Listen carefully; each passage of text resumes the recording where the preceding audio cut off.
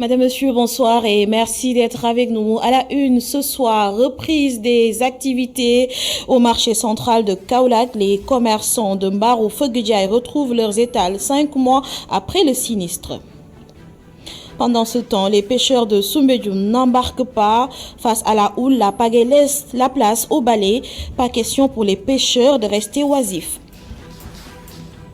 Sport, CAN U17. Le Sénégal a battu la Gambie cet après-midi à Thiès, score 4-2.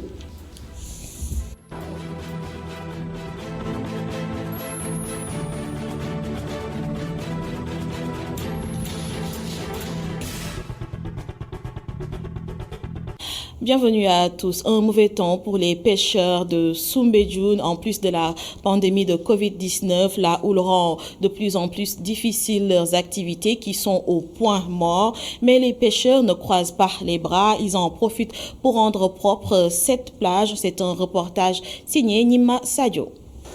Des pirogues accostées par-ci et là. Des pêcheurs qui s'activent à enlever des déchets autour de la plage.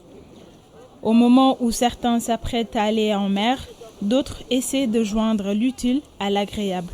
Pour cause, la houle qui menace.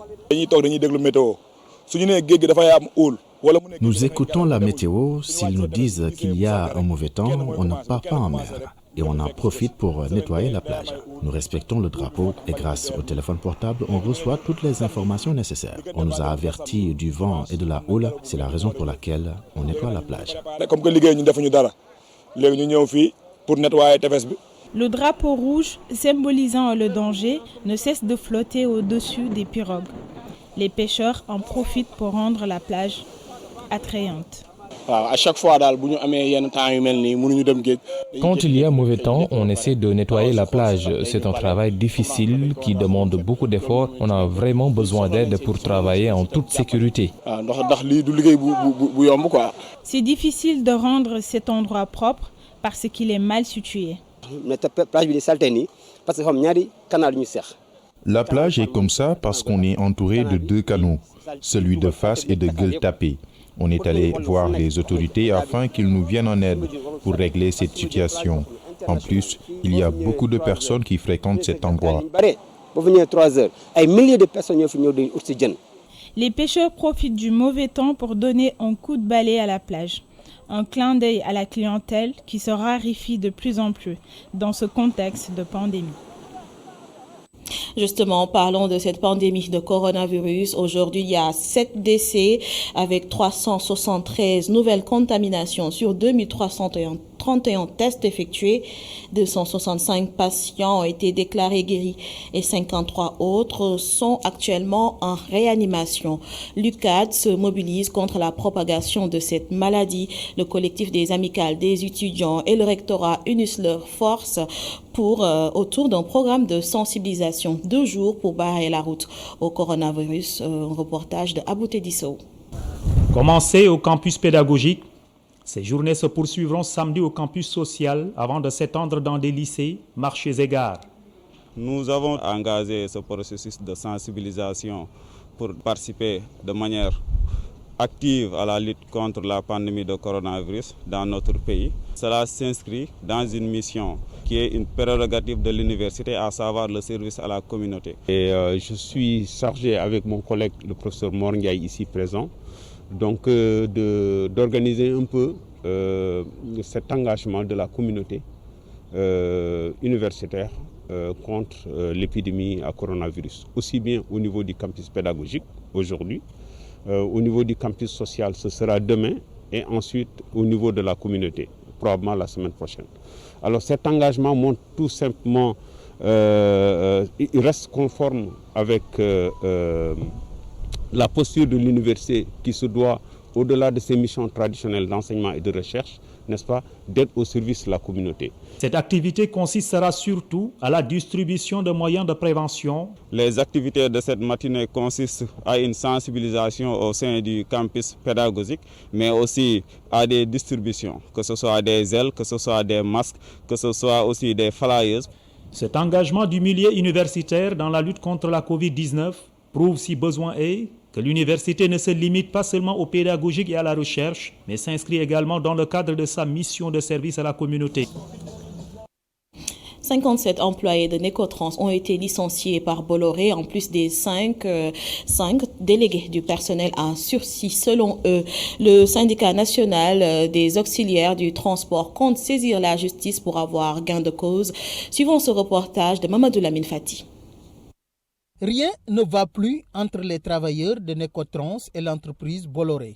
57 employés ont été licenciés sans raison, selon le secrétaire général du syndicat national des auxiliaires du transport du Sénégal. Nous dénonçons avec notre dernière force ce que Bolloré est en train d'opérer au Sénégal, qui est un licenciement abusif, arbitraire et taillé même sur mesure. Depuis cette perte par rapport à ce marché, il y a toujours ce qu'on appelle de l'harcèlement, et Bolloré maintenant a pu opérer son plan nébuleux contre les travailleurs de Necotrans. Pour des raisons nébuleuses, d'autres personnes sont en sursis pour être licenciées, toujours selon Mordio. Il y a également 5 délégués du personnel que Bolloré est en train de demander le licenciement.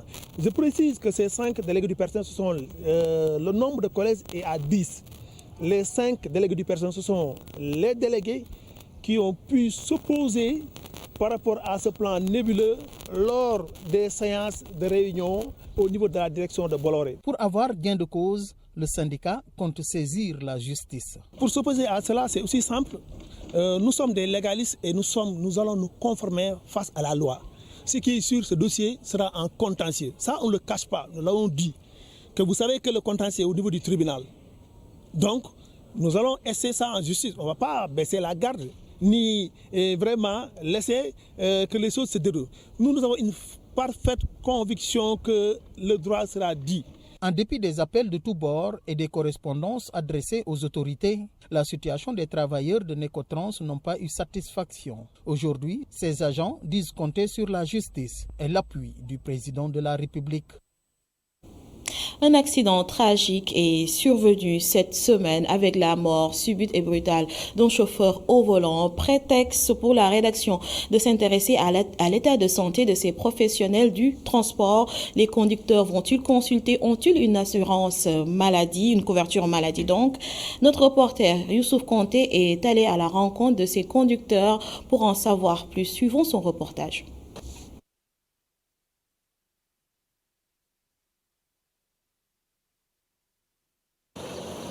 Devant la maison du parti, à Colobane, des voitures au point mort en file indienne, les embouteillages monstres.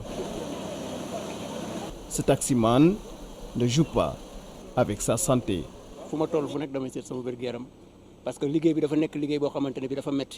Je me fais consulter fréquemment car nous sommes dans un secteur très difficile et je pense que c'est la chose la plus normale. Personnellement, j'ai un médecin qui me consulte très souvent.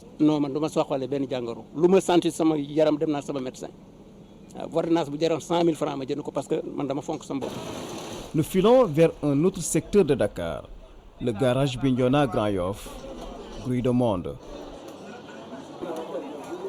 Mbaye est conducteur de bus. Lui aussi se soucie de sa bonne santé.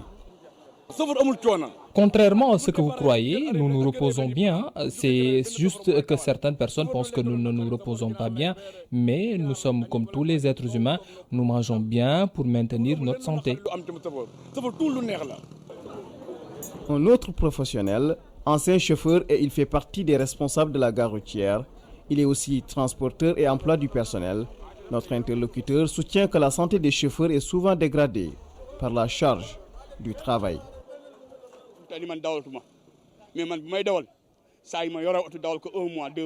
Beaucoup de chauffeurs ne se font plus consulter par un médecin. Ils conduisent à l'aveuglette. Mais tout peut être expliqué par les comportements des transporteurs qui exigent des chauffeurs des versements fréquemment, ce qui est un fardeau.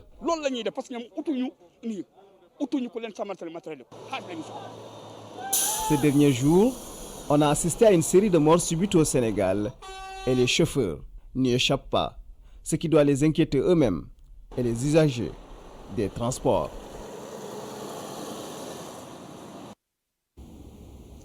Le directeur de l'Agence sénégalaise de reforestation et de la Grande Muraille Verte poursuit son opération de reverdissement des camps militaires au Sénégal. Après le Sud, Ali Haïdar était au camp militaire Sémoudjimit de Kaolack. Il affirme compter sur la rigueur et l'engagement des militaires pour réussir sa mission. Il est avec Adama Sarr et Astoumaï. Et je suis ici aujourd'hui à Kaolack, honoré d'être présent ici pour participer à cette opération de reverdissement du camp militaire. Son Excellence le Président de la République avait impliqué le ministère de la Défense, le ministère de l'Intérieur et le ministère de l'Environnement dans cette vaste lutte contre le trafic de bois. Et vous savez très bien que nos frères militaires qui sont partout au Sénégal peuvent valablement et valeureusement contribuer à reverdir notre pays parce qu'exemple pour la nation. Donc, c'est pour cela que nous voulons et nous sommes honorés à leur côté de participer à cet effort. Je rappelle qu'en 2008, un des meilleurs programmes de restauration de la Grande Muraille Verte a été fait par l'armée sénégalaise et l'armée française et la Grande Muraille Verte. Et c'est un des rares sites où nous avons un taux de réussite de 60%. Le deuxième taux de réussite qui était assez valable de 35% a été planté en 2009. Et vous voyez, ça, ce sont des symboles très forts. Et pour nous, nous espérons que cette coopération, cette relation va continuer. Nous restons à Kaolack. Les commerçants du Mbarou Fogedjaï du marché central ont repris leurs activités 5 mois après l'incendie qui avait ravagé les lieux. Aujourd'hui, les commerçants se disent satisfaits des autorités étatiques ainsi que des bonnes volontés de la région. Les 50 millions qu'ils ont reçus du chef de l'État et les 30 millions des autorités locales ont largement contribué à cette reprise de leurs activités. Cependant, la question de la modernisation du marché divise les commerçants. Adama Sarr, Astoumaï.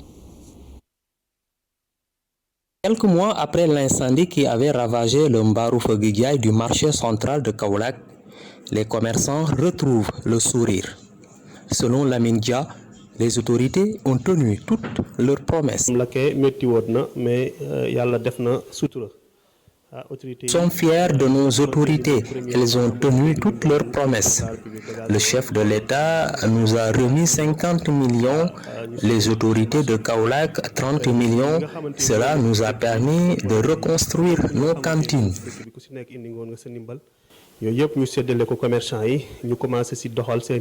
Roufata Dramé avait tout perdu dans l'incendie. Aujourd'hui, il rend grâce à Dieu. J'avais tout perdu ce jour-là, mais vous voyez, aujourd'hui, j'ai repris mon travail. Cependant, la modernisation du marché n'enchante guère cette commerçante. Après l'incendie du marché, les bonnes volontés nous ont aidés. Maintenant, si on veut démolir tout le marché et le reconstruire, ce sera difficile. Malgré la récurrence des incendies au marché central de Kaolack, certains n'épousent toujours pas l'idée de modernisation du marché.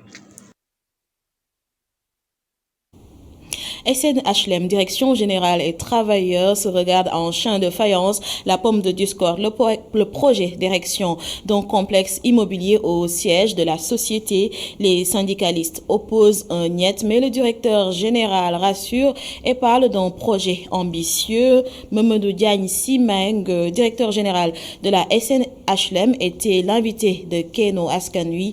Le voici avec El Hadj Malik Cissé.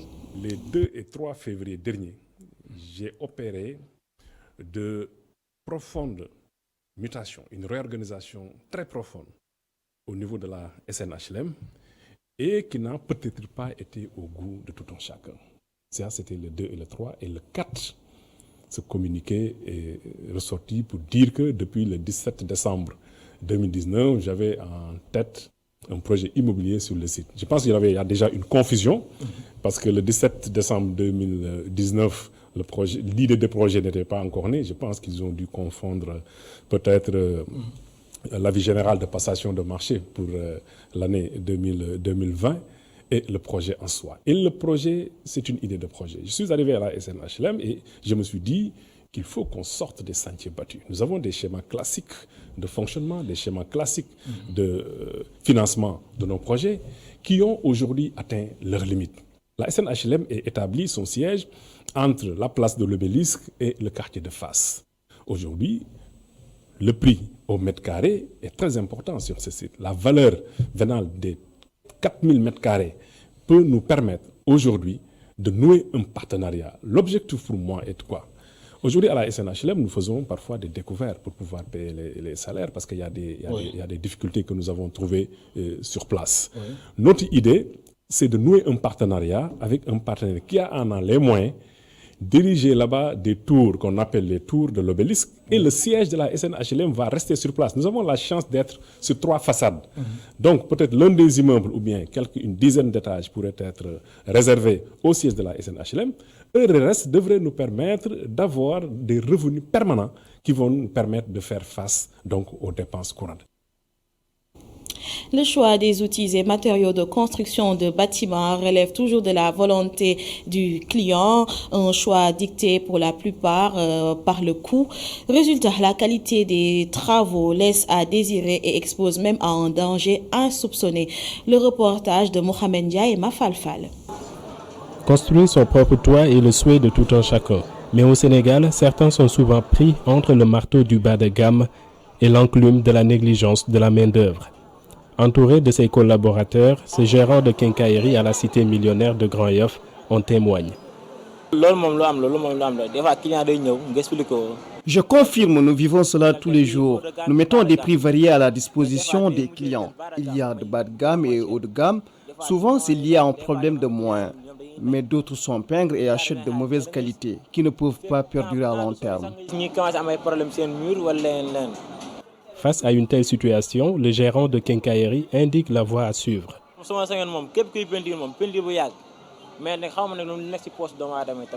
Je suggère à ceux qui veulent construire des bâtiments de bien examiner la qualité des produits et matériels.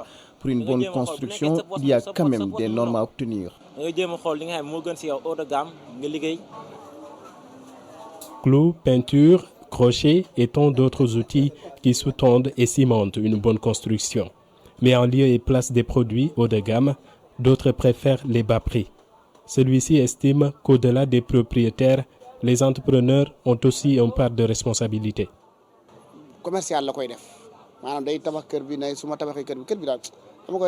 Il y a certains propriétaires qui construisent des bâtiments uniquement pour la location. Ils ne se soucient même pas de la qualité. Pour eux, c'est l'argent qui prime. Les entrepreneurs également ont leur part de responsabilité quand il faut choisir les types de matériaux à utiliser.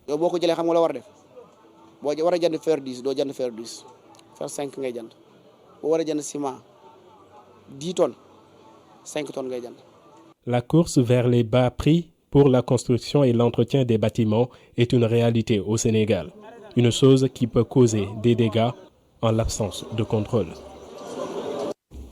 Autre chose, acheter des articles ou commander des plats sans se déplacer, c'est bien possible grâce aux livreurs et tout cela en un temps record. Cependant, ce secteur d'activité n'est pas épargné par la Covid-19. Le couvre-feu instauré pour stopper la maladie handicape ces travailleurs. Mme Seyna Babou est allée à leur rencontre. Nous sommes à la SICAP Amitié 2, sur sa moto prête au départ pour récupérer une commande. Ce jeune homme est un étudiant en 3e année en transport logistique. En période de vacances, il se transforme en livreur. Selon lui, le couvre-feu entraîne la baisse de leur chiffre d'affaires. Je m'en sors pas mal, mais par exemple, avant le couvre-feu, c'était mieux, quoi. Je m'en sortais beaucoup plus pendant la période où il n'y avait pas de couvre-feu. Parce que là-bas, je travaille de 10h jusqu'à minuit. Alors qu'ici, je travaille de 10h jusqu'à 20h. Donc, les apports, c'est différent, quoi. Ouais, en termes de chiffre d'affaires, je perds. Aussi, en termes de la clientèle aussi, ça diminue. Mbar, un autre livreur, vit la même situation. Leurs motos sont stationnées devant un garage de mécaniciens. Ces jeunes trouvent leur gagne-pain en alliant le métier de mécanicien et celui de livreur. Ils se plaignent de l'instauration du couvre-feu, mais également des contrôles policiers. Le couvre-feu a gâché notre travail. Nous avons revu en baisse nos horaires de travail. Nous commençons à 7 heures pour finir à 19 heures puisque nous habitons très loin d'ici. Par exemple, moi qui vous parle, je rentre à Tivaouane-Peulh et le chemin est très long. De 100%, nous sommes passés à 10% en termes de chiffre d'affaires. Nous n'arrivons plus à faire plus de 10 courses dans la journée. Et tout ce que nous gagnons, nous le partageons avec les policiers. Le couvre-feu est vraiment difficile pour nous. Nous souhaitons vraiment que l'État mette un terme à cela. Nous avions même l'habitude de livrer jusqu'à 3 heures du matin. Ces livreurs vivent les effets négatifs de la Covid-19. La diminution de leurs horaires de travail a entraîné une baisse de leurs revenus. Selon eux, non seulement ils perdent en argent, mais aussi en clientèle. Ils demandent à l'État de leur procurer des autorisations pour qu'ils puissent continuer à faire convenablement leur travail.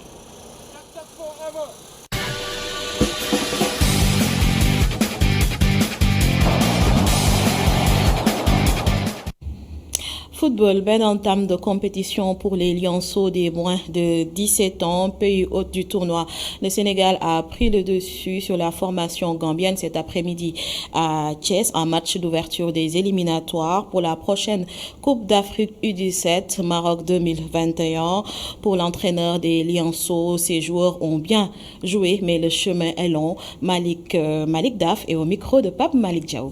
Il ne fallait pas encaisser le but pour moi, parce que pour moi, vraiment, on avait bien maîtrisé le match. L'équipe n'arrivait pas à créer des occasions de but, parce qu'on était bien en place tactiquement, techniquement, parce qu'ils usaient avec des longs ballons. La défense était bien en place, on gagnait les duels aériens, et on était beaucoup plus présent encore dans la récupération du deuxième ballon, c'est ce qui nous a permis d'avoir parfois des transitions rapides, des attaques rapides, ce qui nous a fallu de marquer des buts. Mais moi, je ne suis pas un peu content, parce que le but qu'on a encaissé, pour moi, c'est un manque de concentration. C'est des jeunes joueurs, mais la compétition, on ne doit pas le faire dans la compétition. À la mi-temps, j'ai apporté les correctifs. En deuxième mi-temps, en jouant avec le vent, ils étaient un peu pressés, parce que je pense que la valeur intrinsèque, la qualité du jeu est meilleure que ce qu'on a montré. Pour moi, on peut même améliorer encore ça. Bon, on a manqué un quatrième but, mais vous avez vu, il y a un penalty, imaginez que l'arbitre a sifflé. Malgré tout, on a gagné 4 buts à 2, mais comme on dit, c'est un bon match. Mais je pense qu'il y a encore du travail à faire, parce que le chemin est encore là. Le sélectionneur de Lionceaux, après cette victoire, s'est également prononcé sur le prochain adversaire de ses poules, la Mauritanie. Une belle équipe, nous dit-il. Par ailleurs, Malik Daf a salué la performance de Ibou Sané, le pensionnaire de Génération Foot, auteur des 3 buts du Sénégal. Malik Daf est toujours au micro de Pape Malik Diaw. C'est un attaquant d'avenir, comme on dit. Il confirme tout le bien que les gens pensent de lui, parce qu'il a montré durant les matchs de préparation. Donc, c'est pas pour rien qu'il marque les buts sur but. Il a marqué encore 3 buts. Mais comme on dit, il faut qu'il continue à travailler. Pour moi, ce sera un futur bon attaquant pour le Sénégal, Inch'Allah. Mais la Mauritanie, quand même, reste une bonne équipe. Depuis quelques années, il travaille bien dans la petite catégorie. Parce que moi, il y a 2 ans, quand on était en Mauritanie pour jouer un match amical, c'est des jeunes joueurs qui avaient 13-14 ans qui vivaient dans le centre. Ils ont fait 2 ans là-bas et puis ils viennent souvent à Djambar pour travailler. Donc, comme on dit, dans la petite catégorie, les pays qui sont là dans la sous-région, tout le monde travaille, les personnes ne dorment. Mais nous, on se concentre, on se focus sur notre équipe. Avoir beaucoup d'humilité, apporter les correctifs nécessaires et pour préparer déjà la Mauritanie. Quel que soit Alpha, l'équipe qui est en face de nous, pour être meilleur, pour être champion, pour jouer en Afrique, il faut qu'on gagne. Football toujours, la Ligue 1 sénégalaise cette fois-ci. Le match Djambar Teungueth FC de la 6e journée de Ligue 1 oppose les 2 premières équipes du classement qui ont toutes les 2 perdu leur match de la dernière journée contre l'AS Douanes et le Jaraaf. Djambar et Teungueth FC pourront avec ce match éviter d'être rattrapés par le Jaraaf qui a le même nombre de points que les 2 équipes.